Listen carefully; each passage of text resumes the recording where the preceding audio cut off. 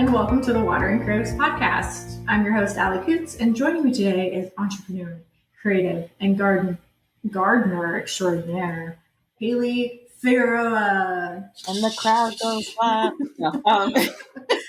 Hello. Thank you so much for being on the podcast. And thank you today. for having me. I've been looking forward to it.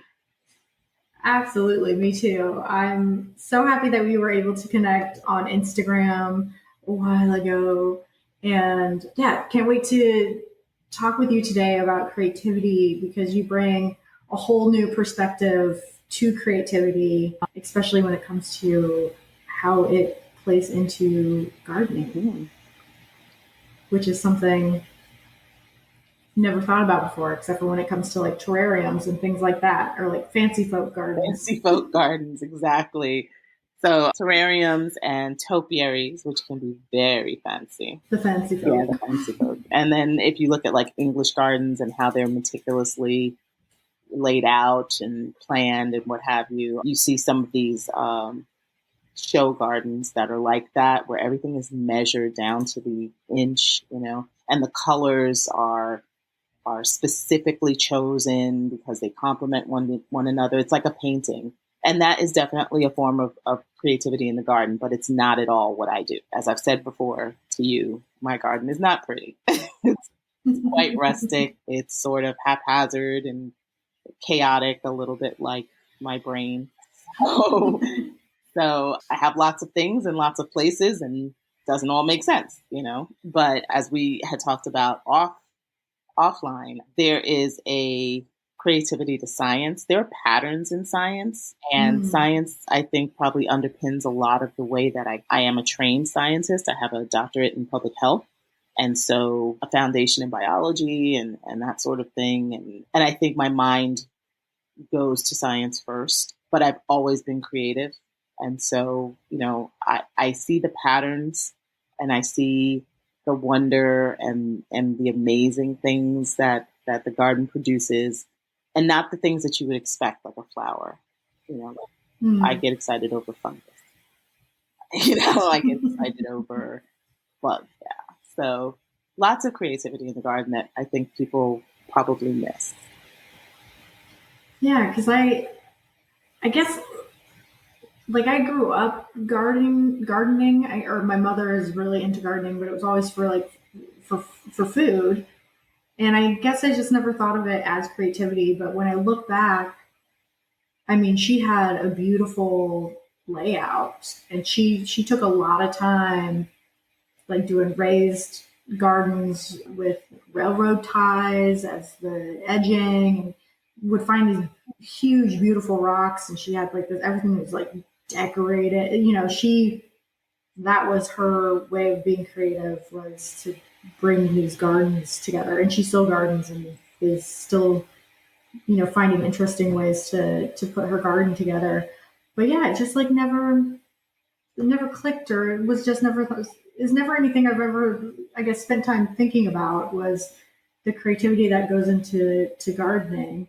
Well, it's the forest and the trees, right? Like, so you're in it. Yeah. She's got you out there weeding and watering things, and you're a resentful teenager, and so you're not real concerned about whether or not it's creative. You just want to leave.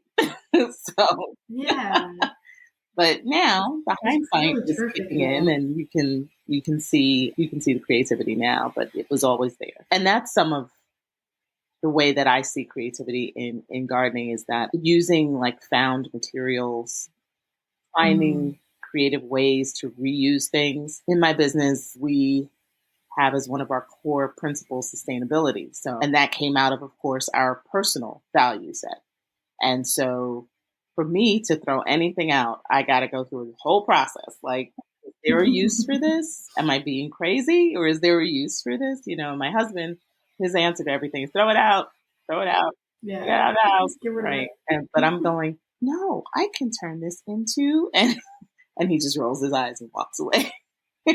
But I find uses for things. The first season that I gardened in my current home, I found that using takeout cutlery, how you amass all of this takeout cutlery. And Yeah. and it ends up in the garbage or at the bottom of a drawer taking up space. And so I realized that knives, the handles of spoons, or even the bowl of the spoon, you can use those as plant markers.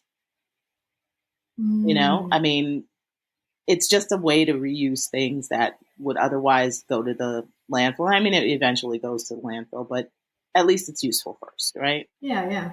So there's that. Another season, I had an abundance of wire hangers. Don't ask me why. I don't use them. I don't know why I have. But it occurred to me, I was cleaning out my closet and I saw the bend in the angle of the bend in the hanger. And I thought, that looks a lot like a steak. So I got a wire cut and I cut it apart and I made two steaks out of it and used it to pin down Nice. my row cover. Yeah, like the U-shaped Yes. ends. Mm-hmm. Yeah. Very smart. Very Then I smart. discovered something called winter sewing, which for someone like me is like, ooh, where you take milk jugs and juice cartons and you turn them into mini greenhouses. It's genius. Oh, It is interesting. absolutely genius. You cut the top almost all the way off so that you create a hinge, put about 3-4 inches of dirt in, put your seeds in, duct tape it closed, and check back on it, sometime in the spring. And you've got hardy plants that have grown with no assistance from you. They're already hardened off. You don't have to worry about like shock when you open them or whatever. They are the hardiest plants ever. Perfect for me because I want to not throw things out, right? So Yeah. yeah, Oh, yeah, that's really it is cool. really cool. What is it you think that you, or why do you think you enjoy gardening so much? Is it because of the creativity behind it, or part of the sustainability, or I everything? think every one of those things plays a role, but I think probably the deepest connection to the garden is my father. I was a daddy's girl, so anywhere he was, I was right there. He passed over 20 years ago, but gardening is my way of staying connected, I guess. Yeah. I spent, I don't know, 4 years trying to come up with a name for my garden. Like, not everybody does that, but there are Mm. some programs that I wanted to enroll my garden into, and it needed a name. 4 years for it to finally end up being Jack's Corner.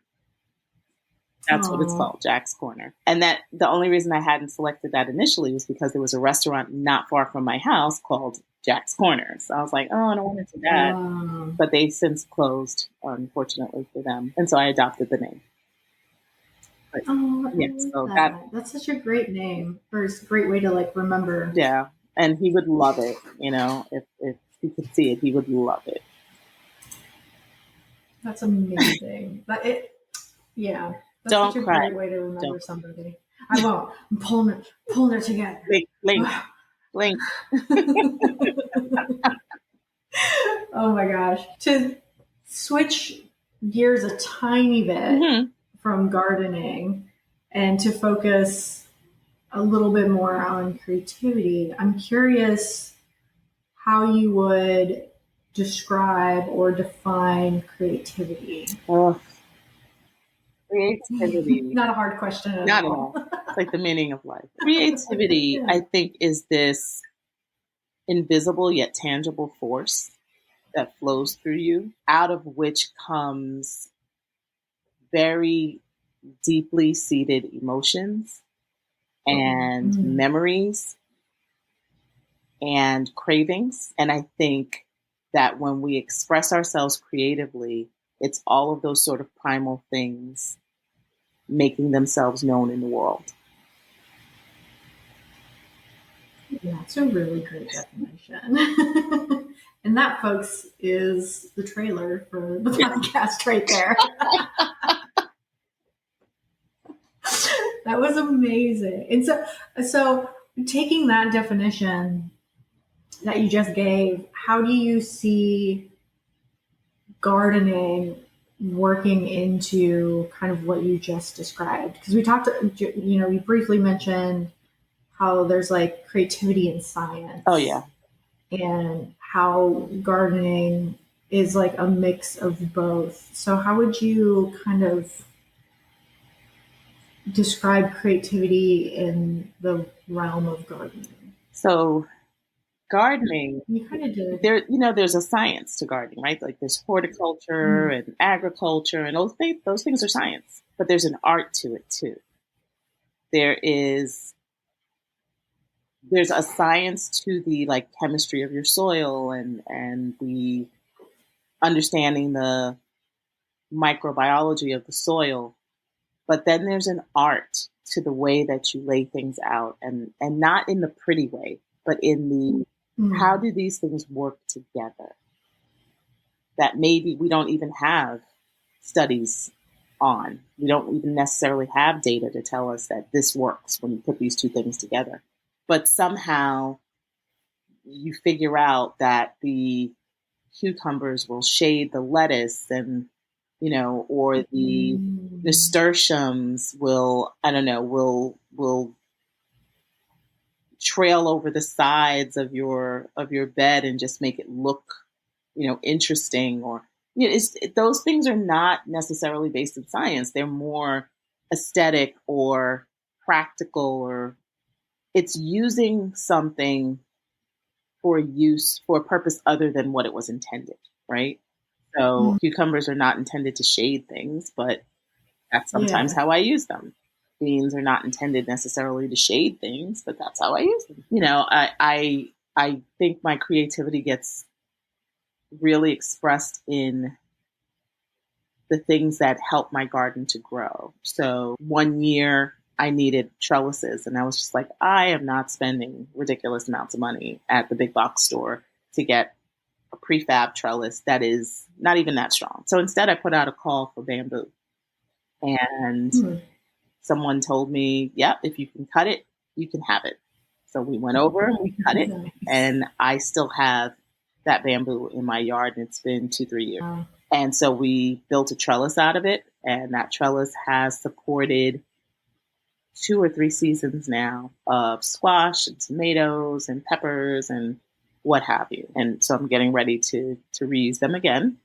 And I think I might get another year out of them. We'll see. But yeah, so it's things like that. We bought my daughter a new bed. So she had this twin bed, and I took it apart.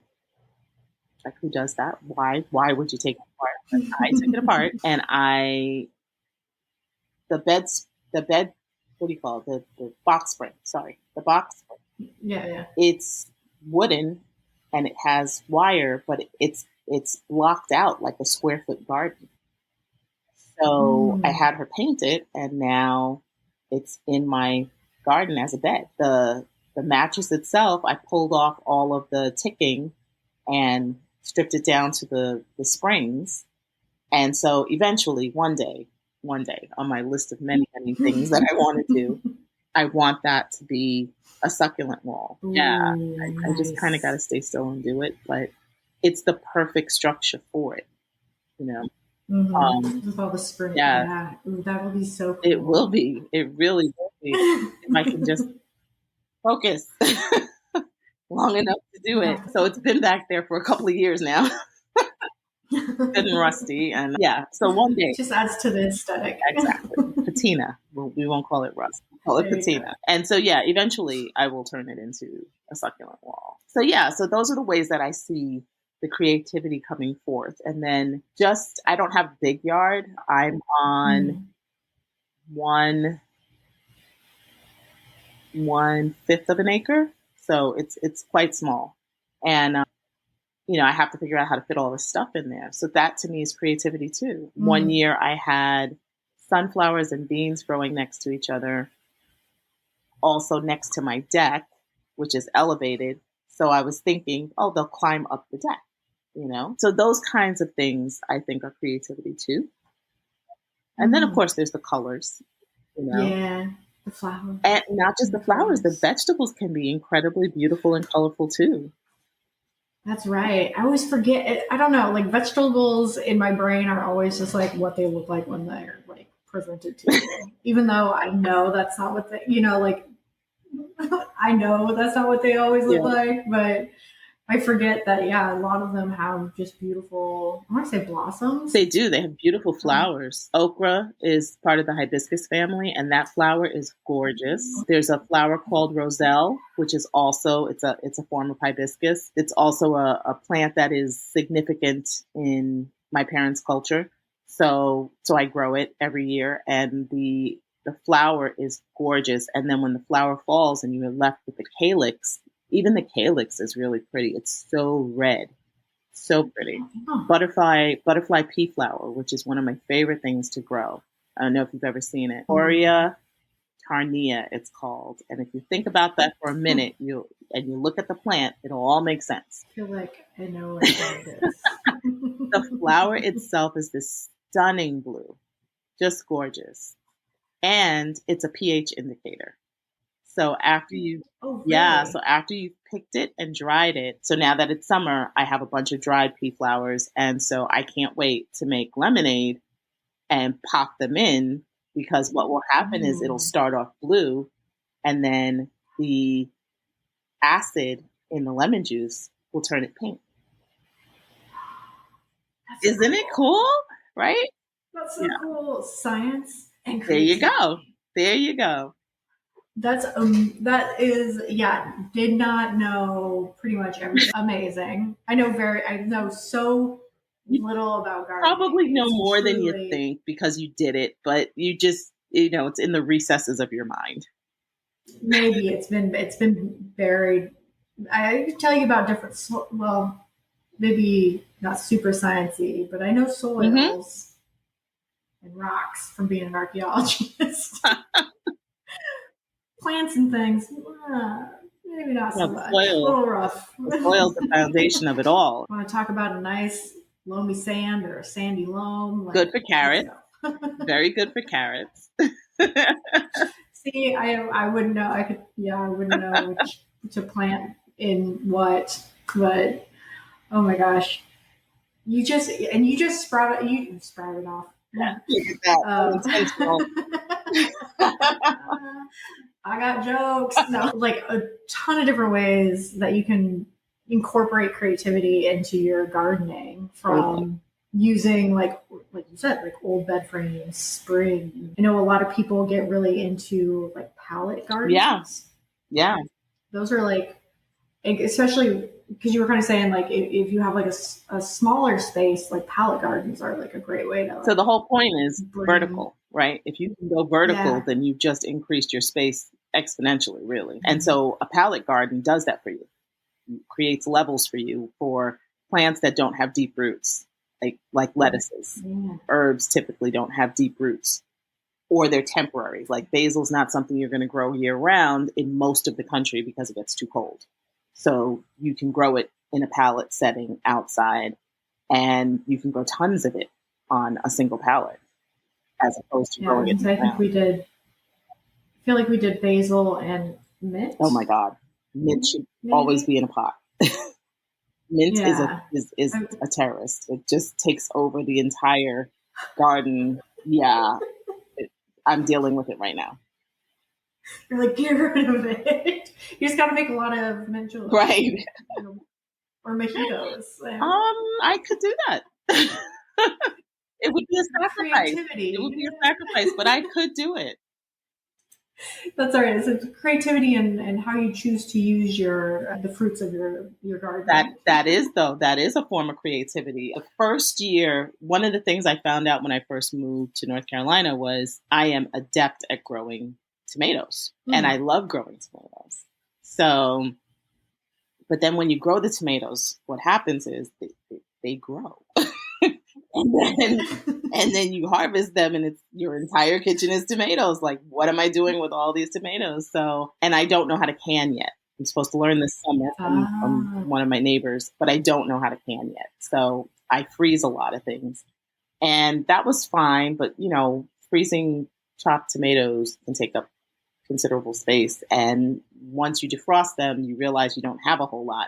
So I started making sauce mm. and freezing it. And the first year I had 5 gallons of sauce Whoa, frozen. It whoa. was great. And then I realized my air fryer could dehydrate. And I Oh, love sun dried tomatoes. Oh my goodness, do I There you love go. sun-dried tomatoes. So That's a whole other level. yeah. So I started dehydrating my tomatoes. And then most of the things that I saw online for how to store them were in oil. Well, I don't want to do that. And there's a risk of botulism if you don't do it right. So Oh, interesting. so I freeze them. That's fun. I freeze them just like that in a bag in the freezer, just like that. No oil, no nothing, and they keep perfectly. Oh, wow. Mm-hmm. Smart. Look at that. And then you start I'm thinking learning about all the stuff. different things you can cook, right? And all the different ways that you can incorporate these things that you've grown into your diet, into your dishes. You know, you get really creative. I made zucchini chips one year with Parmesan. Yeah, it was really Yum. it was really, really good. Because, you know, at some point you're overrun with zucchini and you're like leaving it on neighbors' porches and not with no note. So they don't know it was you. It's a surprise. So, yeah. So all of that becomes creativity. And then also thinking about like how to manage waste. I have chickens, and so chickens make waste, quite a lot of waste. I only have 3, but they're prolific. So what do you do with that, right? And what I do with it is compost it. And then it goes back into the soil. You know, food scraps, they go to the chicken. The chicken does what it does, and then it goes into the soil, you know? So, yeah, there's creativity in that too. Mulching my bed. I don't want to buy mulch because that's money. So instead, I make sure I mow my lawn before it goes to seed, or I've really converted our front lawn into clover. So I mow the clover and mulch my beds with that. Oh, wow. Which is high in nitrogen, so it's fertilizing the soil. It's not just acting as mulch, but it's also acting as fertilizer. So there's creativity in all of that. So much knowledge that you're dropping. I'm just like, whoa, like all this stuff it's just like blowing my brain, like blowing my mind. It's amazing. It's what it becomes your daily norm if you're a gardener. So gardeners listening to this will be like, yeah, that's what you do. You know? Yeah. What are you talking about? That's normal. That's what you do. But for those folks who are coming to it now or thinking about it or, you know, or just passively listening to it, I'm sure a lot of it is like, do what now? So yeah. Never would have thought of that. Never would have. I got one for you.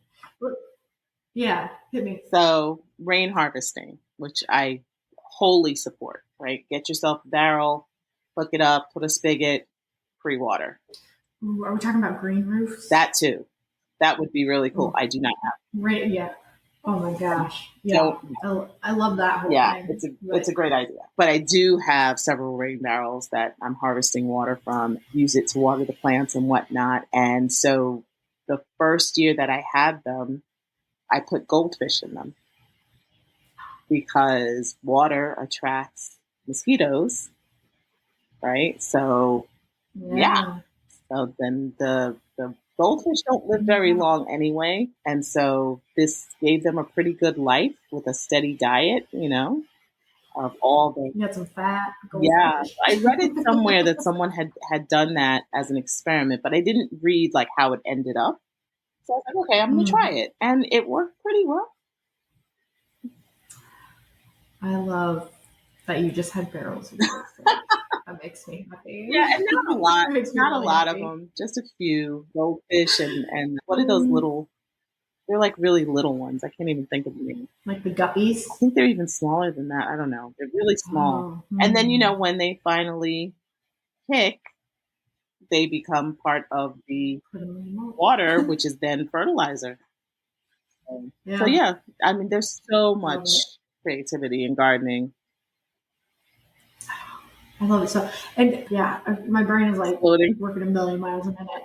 I'm just like, oh, yeah, let's talk about this. But I had a question for you, and now it has gone from my brain. Oh, you were kind of talking about people who garden a lot, like all this is probably, yeah, they're like, duh, this is how we function.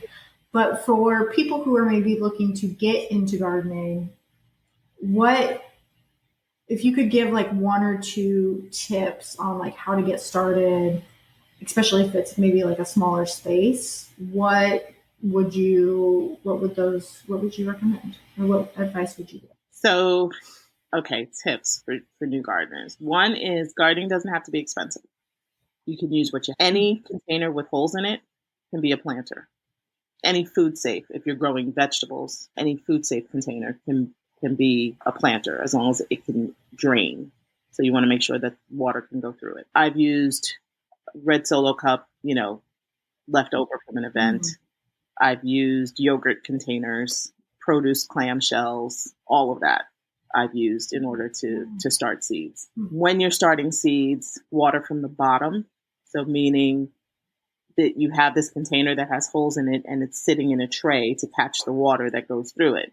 Well, instead of watering from the top, you actually put the water in the tray and then the plant draws up the water that it needs. And that limits the risk of fungus, which is usually what turns new gardeners off to gardening because all of their seedlings die from fungus because they don't know. So I'm like a overzealous plant parent. Like I'm always like, oh my god, it needs water, it needs more water, I overwater like everything. So I would be I'm that person. So all the watering has to do with frequency and not quantity. Right? So if you put 2 cups of water in a tiny plant and let it run through, you've not necessarily overwatered. But if you give that plant a half a cup of water every single day, you've overwatered. So it's frequency versus quantity. So yeah, bottom watering, start small with something you like.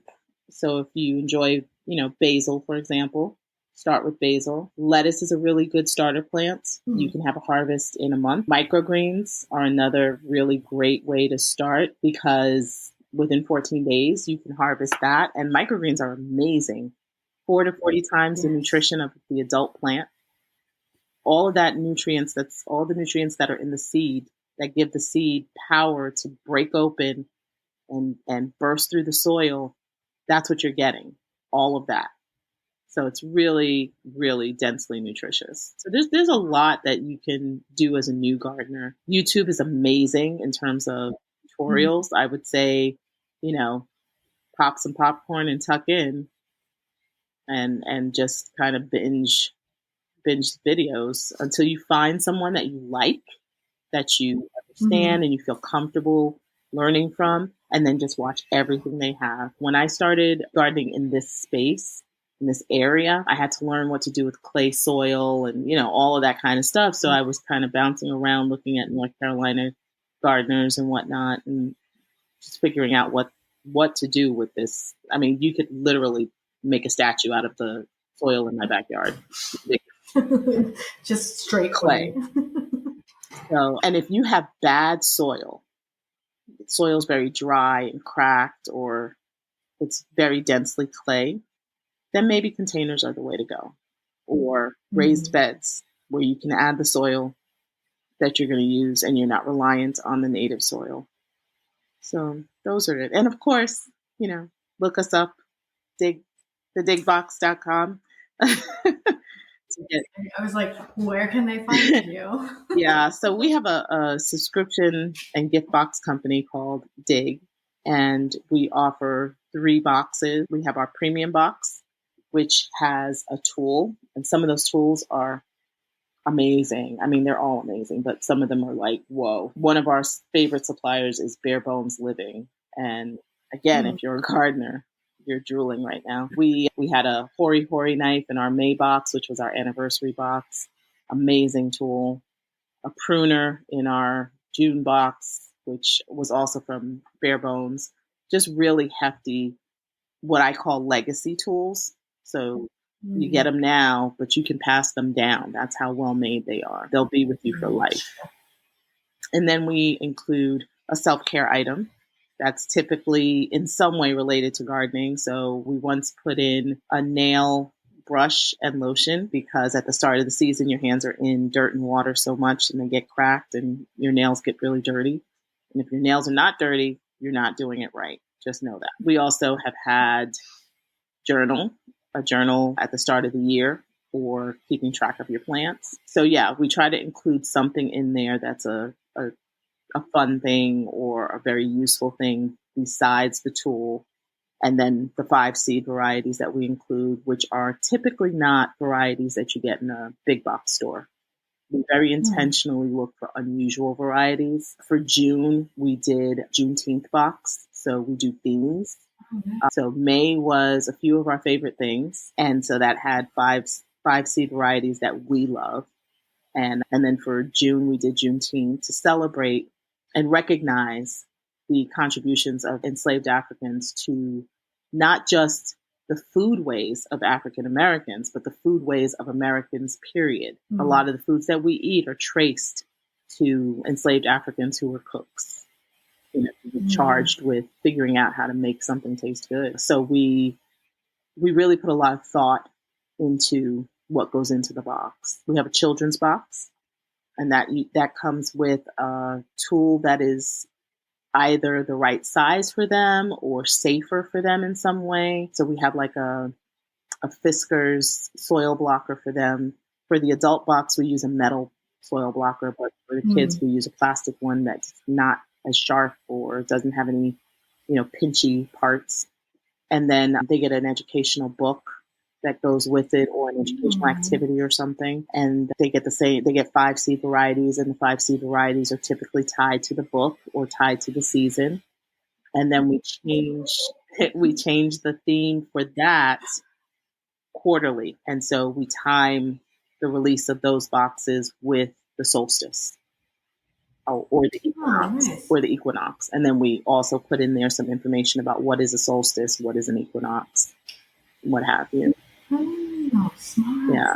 That's so cool. And then our small box is called Dig Light. And that is 5 seed varieties, plant markers, and growing medium. So it's sort of down to business, right? So if you're an experienced gardener, you have all your tools already, and you don't feel like you need any tools, although I would argue our tools are better than your tools. You might just want the seeds. So Dig Light would be for your seed hoarder, typically. Nice. So many options. Wonderful options. Thank you. And that's the digbox.com. And on Facebook, we're Dig Garden Gift and Subscription Box. And on Instagram, we're the Dig Box. And of course, I'll include all of everyone's information in the episode description. Yep. So you'll just be able to click on the link and it'll take you directly to the Dig Box or their social media and make it easy. So all the plant lovers and the folks that are interested in gardening can easily find their way to you. And I would highly recommend people, Hayley may not like this, but if you have questions about gardening, Hayley and her business partner, Irma, are very happy, insanely knowledgeable. We're very happy to answer questions. Very. Yeah, and it's just the conversations that we've had offline. I've learned so much about gardening, about business, about life. Like, it's been amazing. So, you're adopting Allie. Yeah, I'm in. And people can also find you occasionally at markets and stuff, right? You guys do like maker markets? We do. We pop up. Right now, we've been popping up in Greensboro and Winston, so the Triad and High Point. But we are happy to expand and go eastward or westward or northward. So, if you're in Southern Virginia and you're interested in having us come, please feel free to invite us. We're definitely looking to get into Durham, Raleigh, those areas, and Charlotte for sure. So if you're listening and you've got a market or you know of a market, shoot us a text, shoot us, an email. I'm like, yes, I've got some markets too. But we do ship nationally. Thank you. We do ship nationally. Oh, nice. So we have customers in,